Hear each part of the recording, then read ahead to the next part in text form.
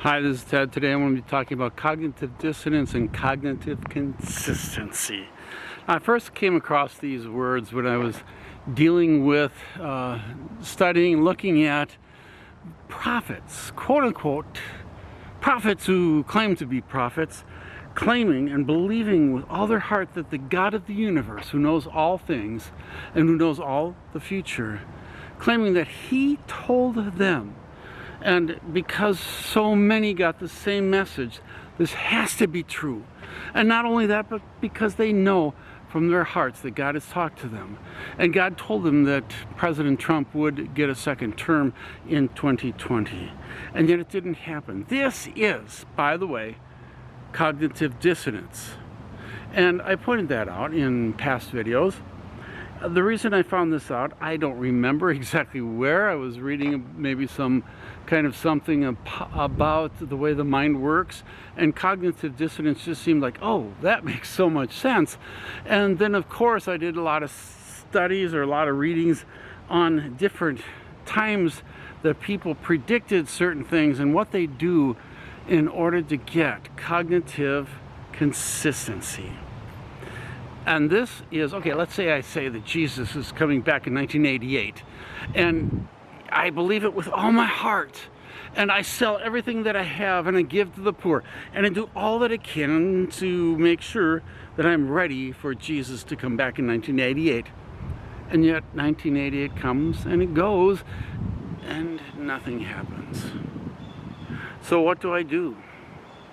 I need cognitive consistency. Now, the cognitive dissonance is that I have two polar opposite ideas hitting me all at once. The one is the God of the universe does talk to me, and I believe it with all my heart. And He tells me that in 1988 Jesus is going to come back. Or that the God of the universe has laid down the plan in His scriptures, and I am convinced with all my heart that in the scriptures Jesus will come back in 1988. Either way, it's the same thing. Jesus doesn't come back in 1988, and I'm stuck in trying to understand what happened. This is dissonance. I have two polar opposites. I believe with all my heart that that's what God said, whether through scripture or whether through personal revelation, but He didn't. Reality just doesn't face the truth that I believe. And so I need cognitive consistency. And I find it in this, many people find it and many times in the past, people who predicted Jesus coming back, many times in the past they found some kind of way to make both things right. I was right all along. Jesus came back, but in a spiritual way. He did something in heaven. And I predicted this when President Trump did not win. I predicted that these people, these so-called prophets, would say something to the fact that Jesus did affirm President Trump, and that something happened in heaven that is not being revealed on earth. And sure enough, that's exactly what happened. I also predicted that there would be some that would face the truth and say, I was wrong. And by the way, those who did say I was wrong faced backlash, unbelievable amount of backlash, because people wanted to believe that President Trump did make it, despite the fact that he didn't. So that's where I first came up with and learned about cognitive dissonance and cognitive consistency. Consistency meaning that I need to put those two polar opposites in such a way that they fit, that they really weren't, I wasn't wrong. All right, so I'm reading on this, I'm trying to figure out how people use scripture in this whole affair with, well, I don't think I'm going to bring in the conservative Baptist or the whatever, the Southern Baptist. I'm not going to bring that one into it because I'm not sure about how they're using scripture, but I did know how scripture is being used in the church in Warsaw, Indiana, where Pastor Lowe committed adultery. And this really, it it bothered me so much because this girl that he committed adultery with was 16 at the time. He was 38. He was the pastor. And it bothered me the way the church worked with the scriptures. And so I'm going to be bringing that out in my next video.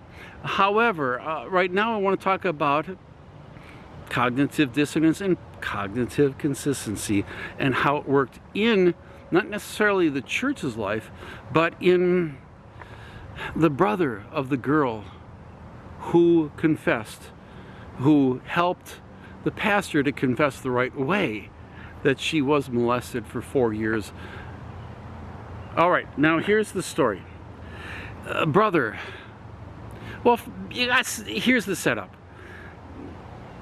Girl and her brother are sitting a lot, living a lot in the pastor's house because the pastor and his wife have a deal with their parents, with Bobby. Bobby's the girl who gets molested. And Bobby and her brother, their parents, they're close friends, really close. Good friends. They're pastor. They just love each other. They think the families are just awesome. Both families think the other families are awesome. And whenever the pastor and his wife are away out of town, their kids stay with Bobby's family. And whenever Bobby's parents are out of town, they go over to the pastor's house. And that is when this stuff starts happening. At least that's when the brother, Bobby's brother, sees something that troubles him. He walks into the master bedroom one morning, and he sees the pastor, his pastor, in bed, half dressed, with his sister, who at the time was 16 or thereabouts. She might have been a little younger, but we'll just go with the main story, and that is that she was 16. And it troubled him. And the pastor sees that the boy is troubled, and he needs to make an immediate excuse. Now at this point, the boy being troubled is cognitive dissonance. Pastor, good friends of my parents, I love him dearly. He's an awesome guy. Pastor, wonderful family. Pastor, godly man, in bed with my sister. So the pastor sees the kid is troubled, and so the pastor says, okay, your daughter came to say good morning, and she was cold, so I invited her under the covers to warm up. Boy thinks, that makes sense. In fact, I'm going to read to you exactly what he said. In my innocence, I believed what he said. I thought, we are family. He wouldn't do anything. He's our pastor, and I'll trust him. And it's a good thing that nobody else saw this, because they wouldn't know this is innocent. Do you see what's going on here? First of all, he has the cognitive dissonance. Great pastor, friendly guy, family. He'd never do anything like this. That comes to my mind. Then you have the cognitive consistency. He didn't. The excuse needed, he was being honest. He was being legit. My sister just wanted to warm up. Do you see how that works? Well, years later, he's going to rethink this and think there's something wrong with all of this. And that's when he presented it to his sister, and they presented it to the congregation. Well, they presented it in private, first of all, to the pastor and to the people of his church, and the pastor confesses, and then you got that whole thing. If you haven't seen this thing, go back one video on mine and you'll see that. But what I want to say is, and what I want to point out is this cognitive I want to point out what I want to say, and what I want to point out is cognitive dissonance is very common across many fields, in many ways. Our mind cannot handle contradictions like this, or contradictions like God is speaking to me and yet reality says something different. These are contradictions we can't deal with, so we need to come up with some kind of excuse, and that is the cognitive consistency. And I hope that has helped you understand that, and I hope this also helps you when you have a cognitive dissonance going on. Don't just quickly grab onto whatever seems to be convenient but rather think it through a little bit. This is Ted. Y'all have a good day.